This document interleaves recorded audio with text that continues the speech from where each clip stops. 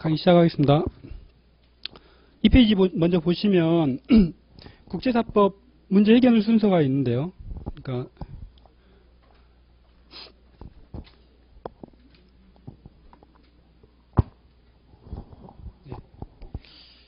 이제 그 국제사법 그러니까 문제 그러니까 편시 1문에서 항상 이제 1문에 국제재판 관할이 있는지에 대해서 묻는데요. 거기에 앞서서 반드시 국제사법 이제 그 외국적 요소가 있는 법률관계인지 여부 이게 제일 먼저 반드시 좀 언급을 해주셔야 되고 그 다음에 국제재판 관할이 있는지로 들어가 있고요. 그 다음에 주요 쟁점이 되는 건 사실 중거법을 결정하는 건데요. 중거법 결정할 때 국제사법에서 법률관계의 성질 결정이라는 이 논의가 사실 그 포인트인데요. 지금 이 부분을 이제 우리가 국제사법 각 측을 통해서 이제 해결하는 걸로 이렇게 하다 보면 이제 법률관계 성질 결정이라는 이 논의 자체를 조금 간과하기 쉬운데 이 부분을 조금 유념해 주셔야 됩니다. 예, 그리고 이제 법률관계 성질 결정을 하면 이제 그 각 측에 가가지고 이제 거기에 따른 중거법을 결정하는 건데요. 그 다음에 그 이제 문제 해결할 때 이제 거기에서 연결점이 이렇게 있죠. 주로 이제 국적, 그 다음에 상고소, 밀접 관련지, 그 다음에 행위지 부분이 좀 문제가 되는데요.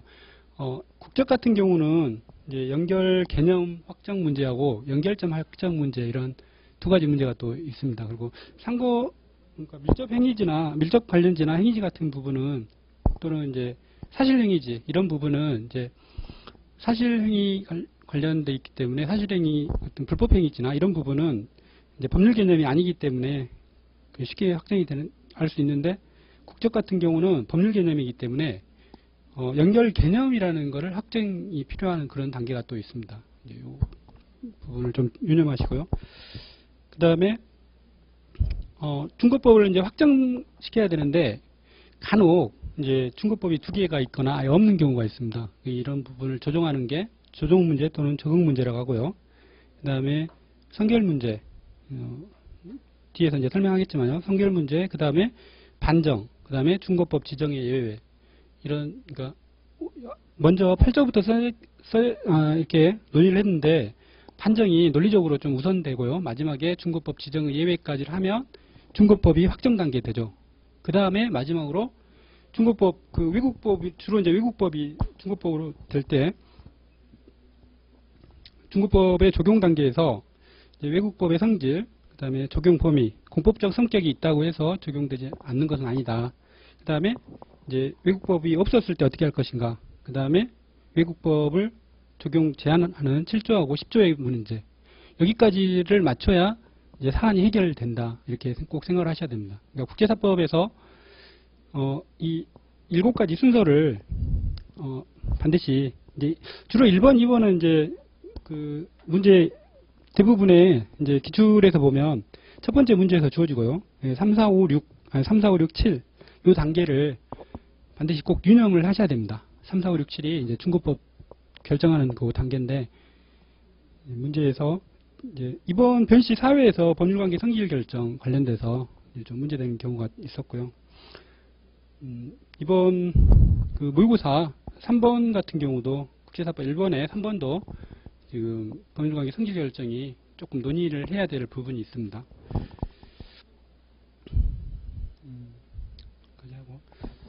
그 다음에 국제사법의 특징 이렇게 보면 이제 국제사법은 저 3페이지 보겠습니다.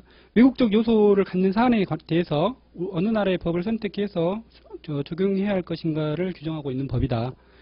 주로 이제 그 충돌 규정 또는 저촉 규정이라고 이렇게 하고 있죠. 그러니까 지금 앞으로 국제사회이기 때문에 그러니까 한국에도 외국인들이 많이 들어와 있죠. 그리고 이제 한국 사람들도 외국에서 여러 가지 활동을 많이 하기 때문에 이런 문제가 많이 발생할 겁니다. 특히 협약 같은 경우도 외국에서 그러니까 영업 주로 기업 간의 물품 매매에 관한 문제가 될 텐데요. 이제 협약의 CISG 그 규정을 보면 그 중국 지금 현재 이제 지금 자본주의화 되고 있죠. 근데 그 계약법, 중국 계약법이 이제 뭐 합동법이라고 허통파라고 하는데 대부분의 내용이 이제 그 CISG 내용과 많이 비슷합니다. 그러니까 지금 한국 민법이 상화된다고 하는데 지금 그 협약 같은 경우는 민상법의 특별법화 된다라고 이렇게 그 협약에 보면 구체적으로 조문이 구체적으로 잘 나와 있죠. 그래서 이제 계약 같은 거 판단할 때 협약이 많이 적용되지 않을까 이렇게 생각하고 있습니다. 그래서 사실 국제사법뿐만 아니라 협약할 때 반드시 민법, 상법을 하실 때는 같이 꼭 이렇게 공부를 하시고요. 그 다음에 4페이지 국제사법의 특징 보면 간접규범성이라고 되어 있죠. 협약은 직접법이죠. 직접법, 직접 적용인가. 근데 협약이 국제사법은 간접규범이죠. 그 다음에 상위법성. 이 상위법성은 이제 헌법처럼 이런 그 뭐 상위, 그러니까 법률보다 헌법, 법률, 뭐 명령, 조례, 규칙 뭐 이런 순서의 그 상위법의 의미가 아니라 선행되는 규범이다. 그러니까 외국적 요소가 있는 법률 관계에 있어서는 먼저 이 국제사법을 통해서 중고법과 국제재판 관할을 이렇게 결정한 다음에 이제 하는 거죠. 그래서 선행되는 규범이다라고 되어 있고요. 그 다음에 세 번째는 강행 규범이다. 강행법규. 그 다음에 국제사법 규정의 종류에서 이제 지정의 독자성 기준과 이제 지정 방법 또는 범위 기준 이렇게 나와 있는데요. 대부분 이제 자족적 저촉 규정인데요. 이제 반정 규정 같은 경우 보조 규정이다 이렇게 이야기하고 있습니다. 이 정도로만 아시면 될 것 같고요. 그 다음에 일방적 저촉 규정하고 일반적 저촉 규정이 있는데 대부분의 규정은 이제 그 일반적 저촉 규정이죠. 그러니까 쌍방적 저촉 규정 형태인데 간혹 이제 내국법만 적용되게끔 하는 규정이 있죠. 12조, 14조, 16조 단서, 뭐 32조 2항 단서 같은 경우 이제 이럴 때 이런 규정을 이제 일방적 저촉 규정이다 해놓고 하는 이 정도만 하시면 될 것 같고요. 그다음에 다 불완전 일반적 저촉 규정 이거는 이제 국제사법에 존재하지 않으니까 참고로 아시고요. 그다음에 6페이지에서 국제사법의 이념은 뭐냐면 어떤 나라에서 소가 제기되더라도 같은 결론을 도출하는 것이 국제사법의 이념이라고 합니다. 그러니까 그런데 그 같은 결론이라는 것은 어느 나라에 소를 제기하든 그 결론이 되는 중고법은 같아야 되는 게 이념이긴 한데 사실상 그렇게 하기는 되게 어렵고요. 또 그리고 이제 각 나라의 국제사법 규정 자체도 되게 불완전하게 되어 있습니다. 한국 국제사법도 이제 그러니까 사실상 이제 되게 광범위하게 규정하고 있는데 간혹 이렇게 저쪽 규정에 흠결이 있는 경우 어떻게 보완할 것인가에 대해서 논의가 있습니다. 그리고 이제 의심스러운 경우에는 법정지법에 의한다라는 견해하고 또는 뭐 조리에 의한다 이 정도 생각하시면 될 것 같고요. 이거는 사안에서 그러니까 변시에서 크게 문제될 사안은 아니니까요. 간단히 가볍게 보시고 요 관련돼서 이제 저기 참고 페이지로 뒤에 꼭 나오겠지만 34페이지에 보면 이제 중고법이 외국법으로 지정됐을 때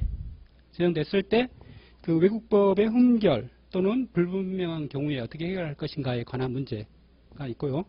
또 38페이지에 이제 우리나라 그 10조에 의해서 공소에 의해서 외국법이 폐지됐을 때 이러한 그 문제, 그러니까 외국법이 폐지되면 이러한 흠결을 어떻게 보충할 것인가에 관한 이제 문제가 세 가지 정도가 있습니다. 그래서 구분을 하시면 그러니까 명확히 구분을 좀 하시고요. 국제사법 규정 자체 흠결 부분은 크게 중요하지 않으니까 사실 34조하고 34페이지 그 다음에 그 38페이지 두 부분을 조금 유념하시고요. 그 다음에 제일 중요한 부분이 법률관계의 성질 결정 부분입니다. 이 부분을 앞으로도 이제 문제가 좀 어려워지면 주요 쟁점이 될 부분이기 때문에 이번 사회 그 변실 문제 4번을 한번 보십시오.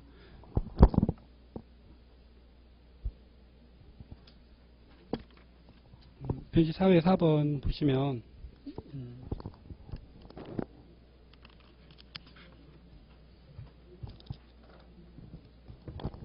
이번에 시험 저기 119페이지에도 있고요. 119페이지 한번 보시면 119페이지.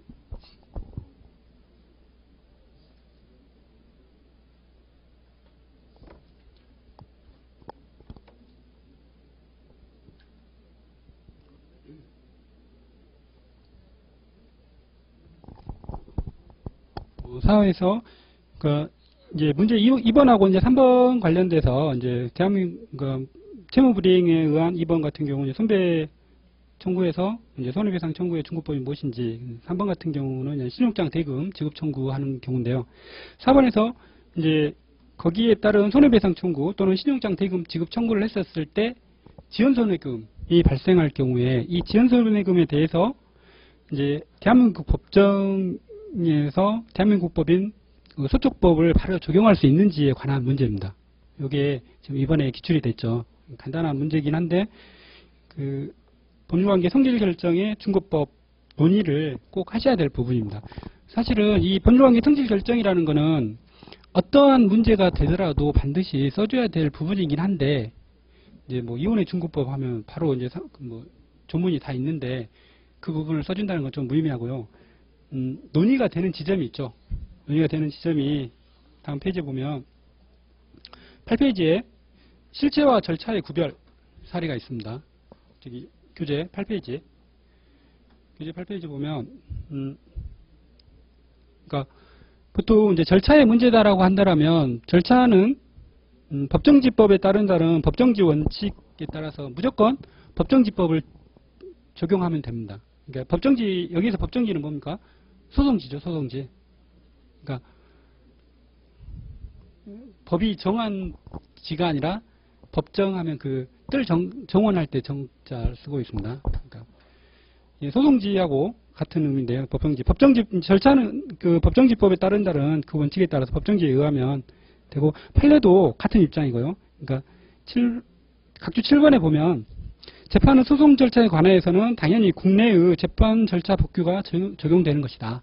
그래서 여기에 대해서는 사실상 이론이 없습니다. 그래서 이제 다음에 소멸시효, 상계, 소송 비용, 입증의 정도, 담보권 실행 방법, 소송 촉진 등에 관한 특례법상의 이자 등이 이에 대해서 이게 실체의 문제인가 절차의 문제인가에 대해서 논의가 있는데 만약에 절차의 문제라고 결론이 났다라고 하면 바로 그냥 법정지법을 따르면 된다는 거죠. 그런데 만일에 실체의 문제다라고 한다면 그 중고법, 실체의 중고법에 따라서 예, 그러니까 거기에 따르겠죠. 그 다음에 그래서 지금 각주 11번에 보면 소송 촉진 등에 관한 그 특례법상의 이자에 대해서 2011년도 판례에 보면 지연손해금은 본래의 채권관계를 규율하는 중고법에 의해서 결정돼야 되고 따라서 그리고 이제 그 소촉법상의 이율 규정은 절차적인 성격을 가지는 것만으로 볼 수 없다. 그래서 원본 채권에 중고법을 적용해야 된다. 그래서 바로 법정지법을 적용하는 게 아니라 이제 실체의 문제로 봐서 이제 원본 채권 이제 손해배상 청구 같은 경우는 거기에 따르는 중고법이 결정되면 그 중고법에 그 나라 법으로 가겠죠. 법정지법이 아닌. 그 다음에 이제 그 실체하고 절차의 구별이 문제되는 부분에서 좀 중요한 부분이 사실 입증의 정도하고 이제 담보권 실행 방법. 담보권 실행 방법은 이제 판례가 있긴 한데 이거를 그 문제에 제출하기는 좀 힘들 것 같거든요. 입증의 정도 이런 부분은 조금 주의해야 될 수 있습니다. 2001년 판례가 있는데 이제 그러니까 한국에서의 입증의 정도하고 뭐 예를 들어서 영국 해상보험법 및 관습법에 의하면 이제 그 법에 따라서 증명 정도에 따른다라고 2001 1년 판례가 하고 있습니다. 그러니까 법정지인 한국의 뭐 예를 들어서 입증에서 법률 요건 분류설에 따라서 이제 바로 가는 게 아니라 이제 입증의 정도도 뭐 개연성 이론일까 이런 여러 가지 문제가 있는데 이 부분